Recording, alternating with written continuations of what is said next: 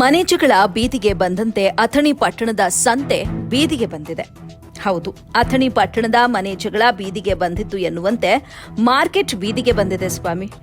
ಅಥಣಿ ಸಾಕಷ್ಟು ಗ್ರಾಮಗಳನ್ನು ಹೊಂದಿಕೊಂಡಿರುವ ತಾಲೂಕಾಗಿದ್ದು ಪ್ರತಿ ಭಾನುವಾರ ಸುತ್ತಮುತ್ತ ಗ್ರಾಮೀಣ ಜನರು ಹಾಗೆ ಚಿಕ್ಕ ಮತ್ತು ಬಡ ರೈತರು ಹೀಗೆ ಹಲವಾರು ತಾಲೂಕಿನ ಜನರು ಅಥಣಿ ಪಟ್ಟಣಕ್ಕೆ ಬರೋದು ಸಹಜವಾದ ವಿಚಾರ. ಆದರೆ ಗಾಂಧಿ ಮಾರ್ಕೆಟ್ನಲ್ಲಿರುವ ಬಜಾರ್ ರಸ್ತೆಗೆ ಬಂದು ಕೂತಿದೆ.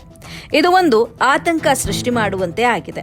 ಮೊದಲೇ ಇಂದು ಭಾನುವಾರವಾಗಿದ್ದು ಹಲವಾರು ವಾಹನಗಳು ಹೋಗುವ ರಸ್ತೆ ಅಕ್ಕಪಕ್ಕ ಎಲ್ಲಾದರೂ ಬೈ ಚಾನ್ಸ್ ವಾಹನಗಳ ಬ್ರೇಕ್ ಫೇಲ್ ಆದ್ರೆ ಅಥವಾ ಬ್ಯಾಲೆನ್ಸ್ ಏನಾದರೂ ತಪ್ಪಿದ್ರೆ ಹಲವಾರು ಜನರ ಸಾವು ಖಚಿತ.